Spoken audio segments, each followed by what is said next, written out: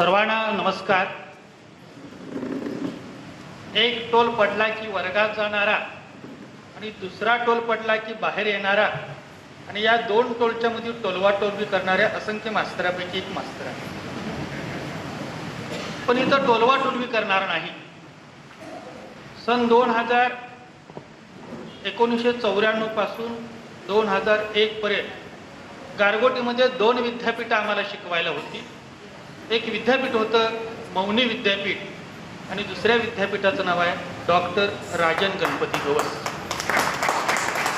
ज्या विद्यापीठानं आम्हाला शब्दांची ताकद दिली ते आदरणीय गवस सर, दुसरे आमचे विद्यापीठ डॉक्टर विजय निंबाळकर आणि 12वी झाल्यापासून 5 वर्ष ज्यांच्या प्रेमात पडलो ते गारगोटीचं शाहू वाचनालय.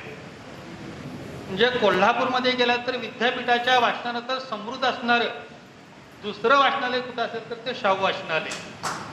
आणि अशा 3 विद्यापीठाच्या तीरावरती मी दूधगंगेपेक्षा वेदगंगेपेक्षा 3 विद्यापीठं, एक शाहू ग्रंथालय, दुसरं गवस सर आणि तिसरं विद्यापीठ, आणि अशा 3 विद्यापीठाच्या बरोबर पुस्तकांचं विद्यापीठ सांभाळणारे आपण सगळे ग्रंथप्रेमी बंधूंनो, महाराष्ट्र राज्य ग्रंथ संचनालय आणि कोल्हापूर जिल्हा ग्रंथालय चळवळीच्या वतीनं या ठिकाणी आज गेल्या 2 दिवसापासून ग्रंथ महोत्सव आयोजित केलेला आहे.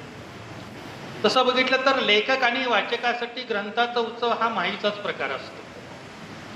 आणि सगळा हा ग्रंथ महोत्सव करत असताना ज्यांनी स्वतःचं आयुष्य ग्रंथ चळवळीला अर्पण केलं त्या वाईकर मॅडम आणि त्यांचा शब्द मानून पुस्तकासाठी, वाचक घडवण्यासाठी गेली कित्येक वर्ष वाचन चळवळ वाढवण्यासाठी कार्यरत असणारे माझे सगळे हे वाचक सेनापती यांच्याशी मी रचतो. ग्रेस म्हणतात, तुझ्या गर्भातच जर मी आडवा झालो असतो तर येऊ दिलं असतं का तुझ्या वाट्याला माऊलीचं भाग्य. पण मी तसा टाळ्यांचा कवी नाही, मी गंभीर लिहिणारा कवी आहे. ग्रेस म्हणतात, समजू, मी जर तुझ्या गर्भातच आडवा झालो असतो तर येऊ दिलं असतं का तुझ्या वाट्याला माऊलीचं भाग्य. पण तू मला जन्म दिलास, तू मला जन्म दिलास म्हणून तू माझी जन्मदात्री आहेस हे मला मान्य आहे. तू मला जन्म दिलास म्हणून तू माझी जन्मदात्री आहेस हे मला मान्य आहे. पण मी जन्मालाच आलो नसतो तर तुझ्यातल्या बाईला कधी आई होता आलं असतं. मी जन्मालाच आलो नसतो तर तुझ्यातल्या बाईला कधी आई होता आलं नसतं. तू मला जन्म दिलास म्हणून तू माझी जन्मदात्री आहेस. पण लक्षात ठेव, मी जन्माला आलो म्हणून तुझ्यातल्या बाईला आई होता आलं. या अर्थानं तुझ्यातल्या आईपणाचा मी सुद्धा बाप आहे. तुझ्यातल्या आईपणाचा मी सुद्धा बाप आहे. लेखक लिहितो, कवी लिहितो, वक्ता बोलतो, याला कारण तुमच्यासारखे मायबाप असतात. म्हणून जे जे कवी मंदार इथं बोलायला लागले या सगळ्यांच्या पाठीमागे कोण असेल तर बांधवांनो आपण आहात. आणि म्हणून आपल्या वती ऋण व्यक्त करतो. आणि या कवी संमेलनाच्या निमित्तानं मी थोडंसं हितगुज व्यक्त करतो. बांधवांनो, आजचं यंत्रयुग आहे, मोबाईलचं युग आहे आणि मोबाईलच्या युगामध्ये वाचन संस्कृती गुदमरते काय असं वाटत असताना आपण सगळ्यांनी वाचन संस्कृतीला कालपासून बूस्टर डोस दिलाय, याबद्दल तुमचे शतशः आभार. तसं पाहिलं तर लेखक आणि कवी हा कोणत्याही साहित्य चळवळीचा वारकरी असतो. साहित्याची सारण कुठली जरी चळवळ असली तर लेखकाला दिंडीमध्ये सहभागी व्हावं लागतं. आणि म्हणून या सगळ्या विचारपीठावर उपस्थित असणारे तुमच्यातले जे कवी असतील, कामत सर असतील, आमचे मार्गदर्शक, ज्यांची गाणी ऐकून, ज्यांच्या कविता ऐकून, ज्यांच्या लावण्या ऐकून आम्ही लिहायला शिकलो ते राजन कोनवडेकर असतील. म्हणजे वय वाढलेलं आहे, वजन कमी आहे, पण कवितेचं वजन फार मोठं आहे असा महाराष्ट्रातला कवी आहे. आम्ही ज्याला विनोदानं म्हणतो उद्याचा गुरु ठाकूर तो मंदार आहे. ज्यानं खऱ्या अर्थानं कवितेमध्ये विक्रम केला ते विक्रम आहेत, बिबे आहेत, कौले सर आहेत, मागो गुरव सर आहेत, आमच्या सर्व भगिनी आहेत. आणि या सगळ्यांच्या उपस्थितीत हे कवी संमेलन संपन्न झालेलं आहे. तसं बघायला गेलं तर कवी संमेलनला महाराष्ट्रामध्ये आम्ही फिरतो. काल रात्री चिपळूणमध्ये एक कवी संमेलन होतं. रात्री 7चं संमेलन होतं, 8ला सुरू झालं, 10पर्यंत होतो. 100च माणसं होती विक्रम चिपळूणसारख्या ठिकाणी. कामत सर, तुमचे अभिनंदन. तुम्ही किमान 200 ते 250 रसिक निर्माण केले. हे वाचन चळवळीचं म्हणजे गर्दीपेक्षा गर्दी जमवण्यात तुम्ही हे झालाय. कवी संमेलन सुरू झालं, तुमच्यातल्या ऐकणाऱ्या लोकांनी 2 चिठ्ठ्या दिल्या की सर आम्हाला कविता सादर करायची आहे. हे तुमच्या चळवळीचं यश आहे. मुंबईला विंदा करंदीकर साहित्य संमेलनाचे अध्यक्ष होते. संजू संमेलन सुरू होतं, एकापेक्षा एक कृष्णात कवी कविता वाचत होते आणि कविता वाचत असताना एक चिठ्ठी आली की मला कविता सादर करायची आहे. संयोजक म्हणाले त्याचं नाव घ्या. त्यानं नाव देण्याऐवजी लिहिलं माझा व्यवसाय रिक्षा चालवणं. संयोजक म्हणाले रिक्षा चालवणाऱ्या पोरग्याला, टॅक्सी चालवणाऱ्या पोरग्याला कविता म्हणायची संधी द्यायची काय? व्यासपीठावरचे लोक म्हटले नको. परत त्याने चिठ्ठी दिली मला कविता म्हणायची आहे. शेवटी तो कवी व्यासपीठावर आला, विचारपीठावर आला. 1 कविता सादर केली, 2 कविता सादर केली, 5 कविता सादर केल्या आणि नको नको म्हणताना त्या कविता सर्वमान्य झाल्या. त्याचं जागतिक कवितेचं नाव नामदेव ढसाळ. म्हणून कवी कुठून जन्माला येतो? कुठूनही जन्माला येतो. तांदूळ उराचं धरता आईचं फुकतो पाना, पायात बोचता काठा, ओठात आई ग येतच ना. पायात बोचता काठा, ओठात आई ग येत ना. तांदूळ उराचं धरता आईचं फुकतो पाना, भावनेचा घाईवर होता सखी अशीच येते कविता. भावनेचा घाईवर होता सखी अशीच येते कविता. त्या पहिल्या उद्गाराचा वाल्मिकीचा साक्षी होता. त्या पहिल्या उद्गाराचा वाल्मिकीचं. इथं सगळ्या कवीने अतिशय सुंदर कविता सादर केलेल्या आहेत. मुळात कविता सुंदर नसते, आपली नजर सुंदर असावी लागते. नजर सुंदर असते की जगातलं सगळं सुंदर आपल्याला दिसायला लागतं. आणि कालचा दिवस तरी आपण जगात सगळ्यात लोकांच्याकडे सुंदरतेनं बघत होतो. कवीला शब्दाचा शब्दांनी सागर करता आले पाहिजे. कवीला शब्दांचा शब्दांनी सागर करता आला पाहिजे. कवितेचा जागर करता आला पाहिजे. शब्दांचा सागर करता आला पाहिजे. कवित्वाचा जागर करता आला पाहिजे. ओढून ताडून कविता लिहिता येत नाही मित्रा. ओढून ताळून कविता लिहिता येत नाही मित्रा. कवीला सुद्धा कवितेचा आजार झाला पाहिजे. कवीला सुद्धा कवितेचा आजार झाला पाहिजे. सगळे हे आजारी लोक आहेत आणि या आजारात लोकांची सेवा करणारे तुम्ही सगळे रुग्णवाहक आहात. त्यांना समजून घेणं गरजेचं असतं. तुम्ही सगळ्यांनी आम्हाला समजून घेतलं. या सगळ्या कवींनी सुंदर सुंदर कविता सादर केल्या. आणखी एक आमचे लेखक कवी सभागृहात बसलेले आहेत, निकाडे सर. बालसाहित्यातलं मोठं नाव आहे. मानवानो, या सगळ्या कवींच्या कविता सादर झाल्यानंतर माझ्या थोड्या अडचण अशी होते की मी जरा गंभीर कविता आहे. म्हणजे कसं आहे, सहसा संध्याकाळी मी फिरायला बाहेर जात नाही. सहसा संध्याकाळी मी फिरायला बाहेर जात नाही. मला कंटाळा येतो असे नाही. सहजासहजी मी संध्याकाळी बाहेर फिरायला जात नाही. मला कंटाळा येतो असे नाही. पण संध्याकाळी उन्हाबरोबर सती जाणारी सावली मला पाहता येत नाही. संध्याकाळी उन्हाबरोबर सती जाणारी सावली मला जाते. मी गंभीर लिहितो. गंभीर लिहितो म्हणजे काय करतो? मी जे गंभीर लिहितो सगळे गंभीर लिहितात. म्हणून सहज एक अगरबत्ती देवघरात लावायला गेलो. बाबासाहेबांचा फोटो होता, फोटोला पुजत गेलो. अगरबत्ती लावली आणि अगरबत्तीचा धूर असा निघून गेला. मी बाहेर आलो. अगरबत्तीचा धूर असा निघून गेला आणि मग लक्षात आलं, सुगंध पिऊन निघून जातो आकाशाच्या दिशेने धूर. सुगंध पिऊन निघून जातो आकाशाच्या दिशेने धूर. तरीही जळत राहते अगरबत्ती कोण्या एका प्रेमिकासाठी. तरीही जळत राहते अगरबत्ती कोण्या एका प्रेमिकासाठी. कविता अशी सापडते, जिथं बघावं तिथं कविता सापडते. म्हणजे कुठं कविता असते? सिद्धार्थ धनगर नावाचे आमचे पेटवडगावचे कवी होते. ते कशावी कविता लिहायचे. कप म्हणाला बशीला. कप सारंग सर म्हणजे बघा का कशावी लिहिता येते. बशी म्हणाली कपाला. सॉरी, बशी पशी म्हणाली कपाला, माझ्याशी लग्न करशील काय? पशी म्हणाली कपाला, माझ्याशी लग्न करशील काय? कप म्हणाला बशीला, दररोज 4 चौकांच्या वटाला वट लावलेला, मला कधी खपल काय? कुठं असते कविता? शोधत राहतो आम्ही कविता, सापडते ती कविता. म्हणजे पावसाळा सुरू झाला आणि पावसाळा सुरू झाल्यानंतर विक्रम, एक छत्री असते घरात, एक वापरायची असते आणि कृष्णात एक न वापरायची छत्री असते. एक छत्री अशीच होती. त्या छत्रीला विचारलं, तू का बाहेर पडत नाहीस? ती बिचारी म्हणाली, वाऱ्याने छेड काढल्यापासून घराबाहेर पडत नाही छत्री. छत्रीची कधीही गौतम पाटील होऊ शकते. वाऱ्याने छेड काढल्यापासून घराबाहेर पडत नाही छत्री. परवा बाजारात पाऊस भेटला. परवा बाजारात पाऊस भेटला. मी म्हणालो अलीकडं खाली येत नाहीस. मी म्हणालो अलीकडं खाली येत नाहीस. तो म्हणाला, अरे झेलणारं कुणी असेल तरच वर्ण खाली आला अर्थ आहे रे. आता झेलणार कुणी असेल तर आपण तरी खाली कशाला यायचं? पण कविताशी सापडायचं. कविता कुठे येते? तर मुळात वाचन ही माणसाची गरज आहे. या वाचनातून माणसं घडतात.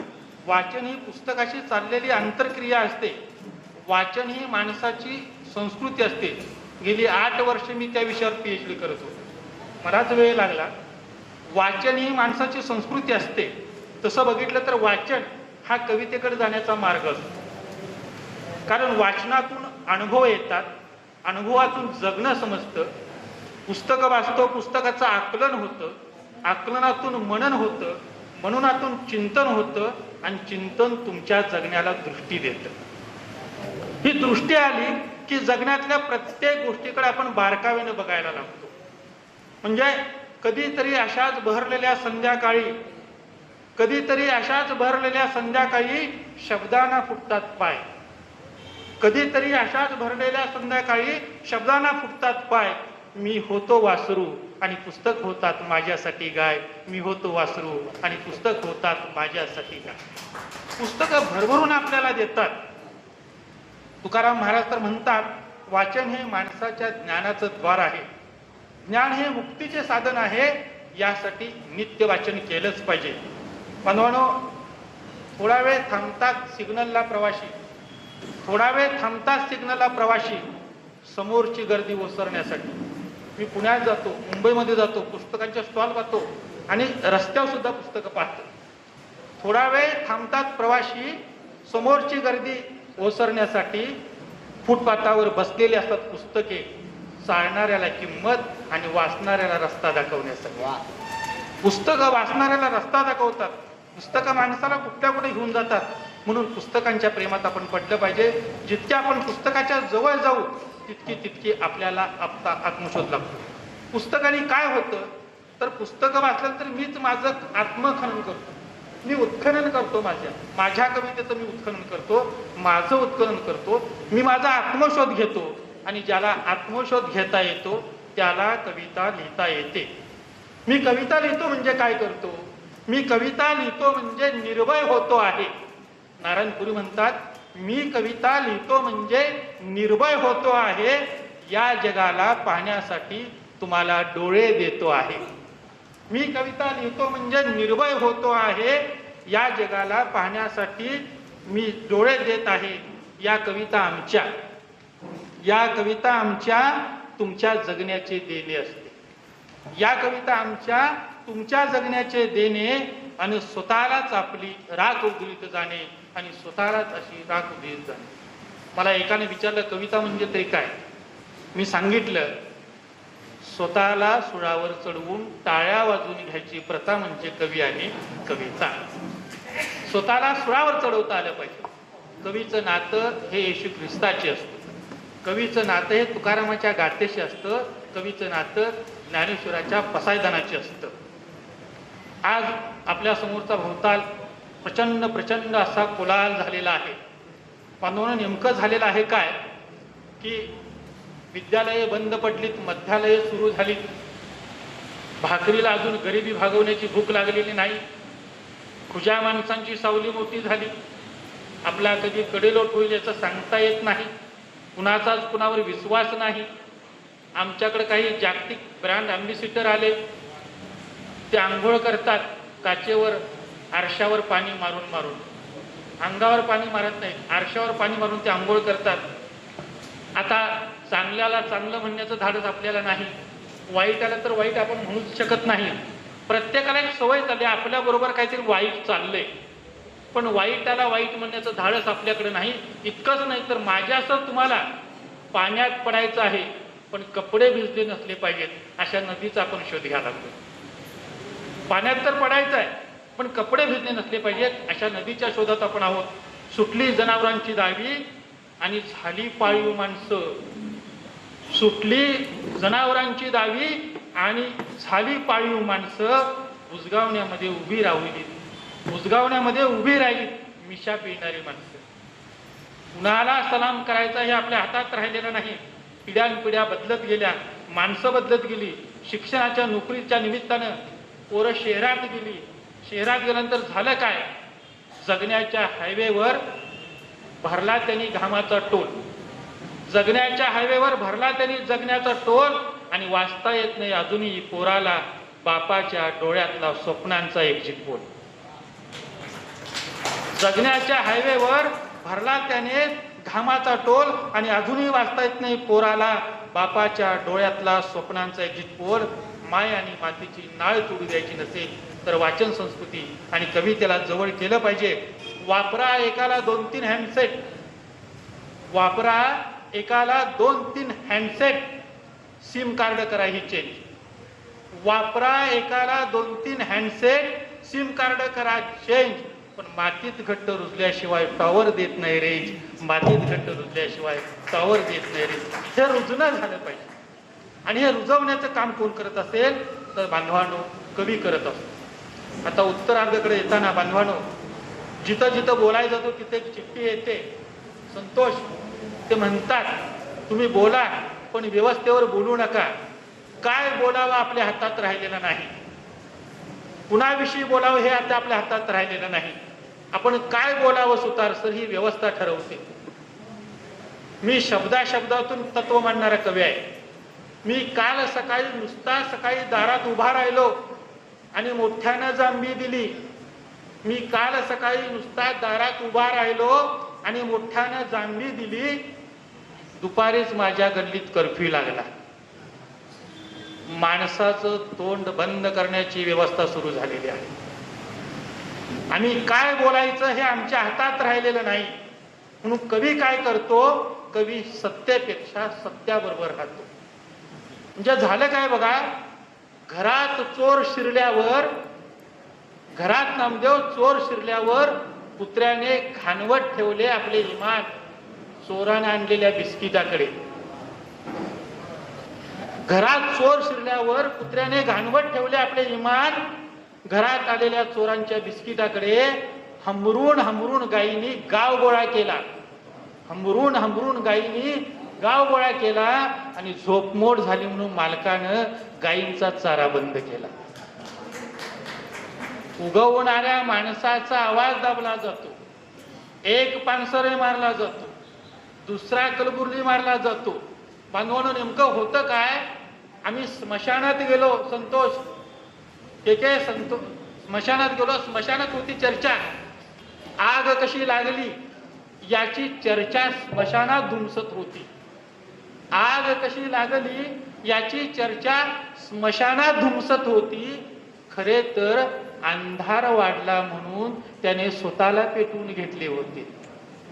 खरे तर अंधार वाढला म्हणून त्याने स्वतःला पेटवून गेले होते. नेमकी हीच राख आम्ही वाऱ्यावरती उडवून दिली, नेमकी हीच राख आम्ही वाऱ्यावरती उडवून दिली. बांधवांनो, कुपोषित जगण्याचे असंख्य नागरिक प्रश्न आपल्यासमोर उभे आहेत. सरकारी कार्यालय तर कुबड्या आणि व्हीलचेअर मोफत मिळतात म्हणून पाय छाटून घेणाऱ्यांची गर्दी झालेली आहे. सरकारी कार्यालयात कुबड्या आणि व्हीलचेअर मोफत मिळतात म्हणून पाय छाटून घेणाऱ्यांची गर्दी झाली आहे. लाखात तिच्या ती श्रीमंत होती, लाखात तिच्या ती दारिद्र्यात होती, 1500ने त्यांच्या ती कुबेर झाली. लाखात तिच्या ती दारिद्र्यात होती, 1500ने त्यांच्या ती कुबेर झाली. तिच्यावरती गुन्हा नोंद झाला, 1500ने म्हणे ती आता श्रीमंत झाली.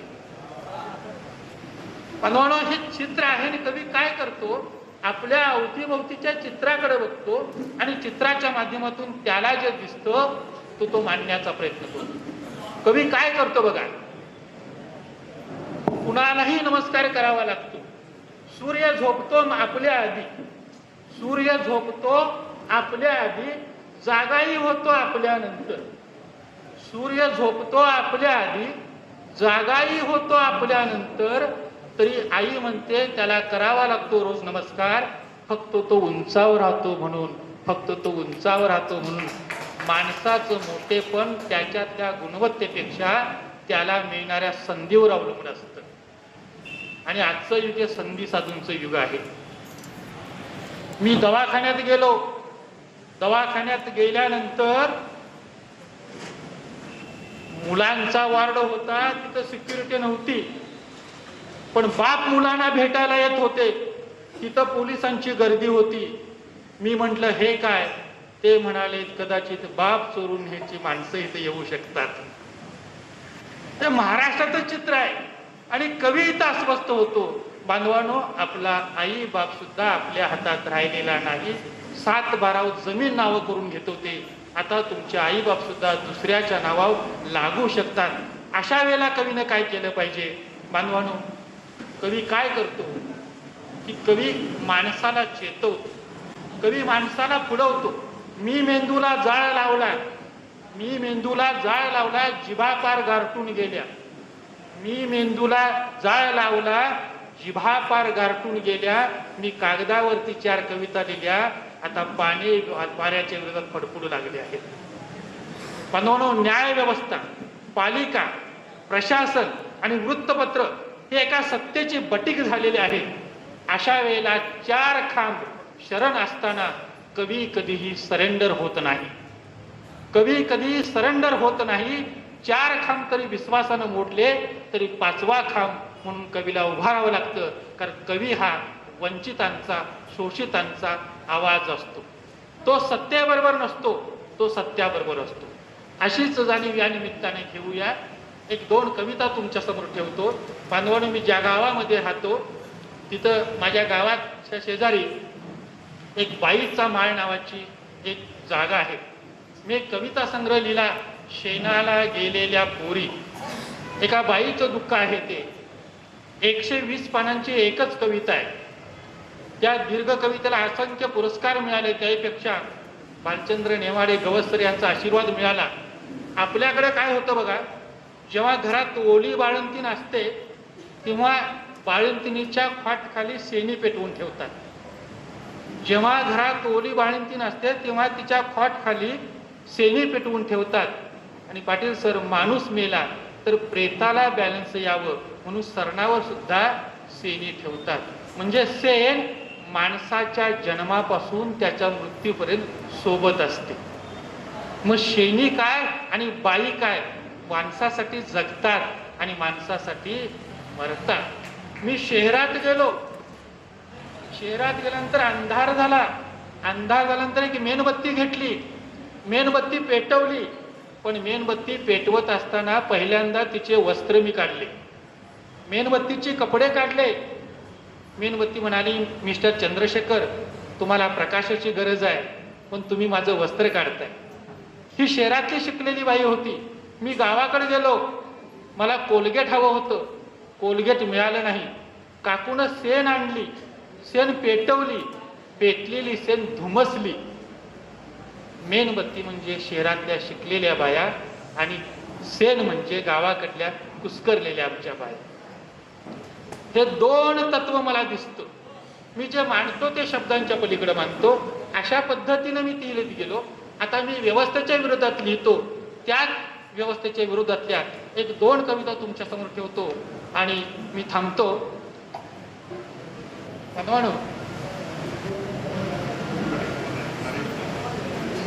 एक कविता तुमच्या परिचयाची तुमच्यासमोर मांडतो.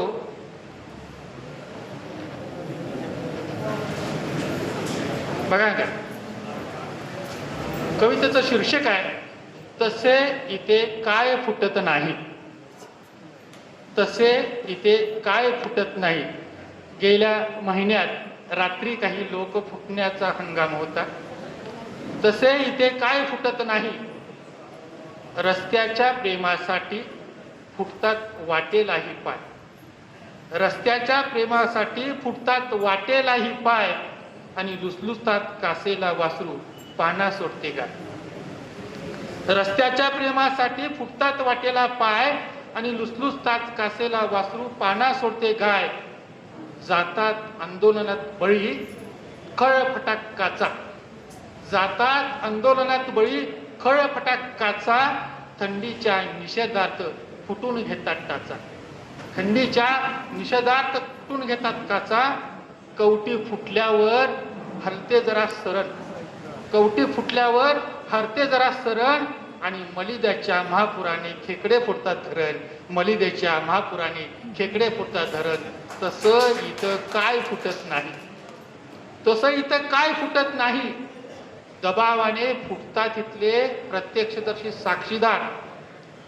दबावाने फुटतात इथे प्रत्यक्षदर्शी साक्षीदार आणि सत्तेच्या मोह्यापाठी गुवाहाटीला सुद्धा जातात आमदार.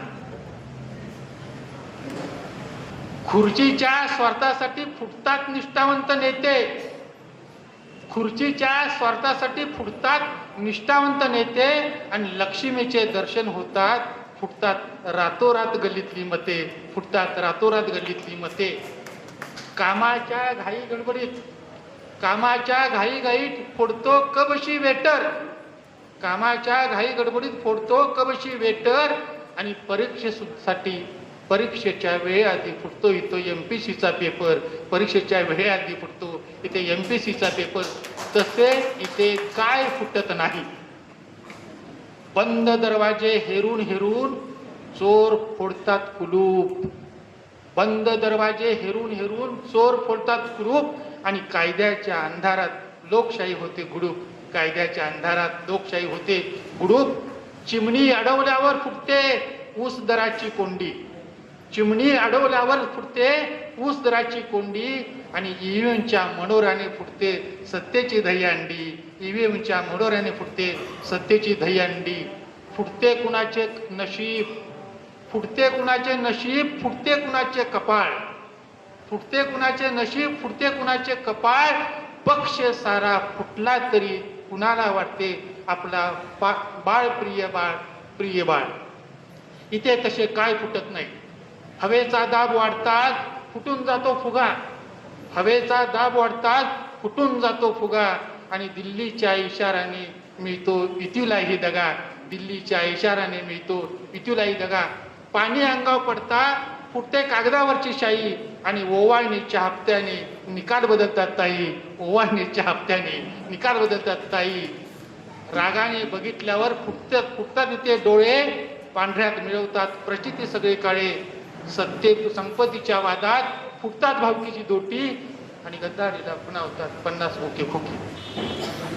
संख्येच्या भुकेसाठी लागतात विधानसभेला एक एक नग. पापाची उष्णता वाढवल्यावर अतिवृष्टी करतात ढग. तसे इथे काय फुटत नाही. तसे इथे सारेच फुटते. सारेच काही फुटले इथे तरी मारायची नाही बोंब. सारेच काही फुटते इथे तरी मारायची नाही बोंब. वटून गेल्या झाडालाही फुटतो पुन्हा कोंब. वेदनेचा घैवर होता फुटतात भावनेला शब्द. वेदनेचा घैवर होतात फुटतात भावनेला शब्द आणि फुटणाऱ्याला बदलण्यासाठी कविता असते वचनबद्ध. फुटणाऱ्याला बदलण्यासाठी कविता असते वचनबद्ध.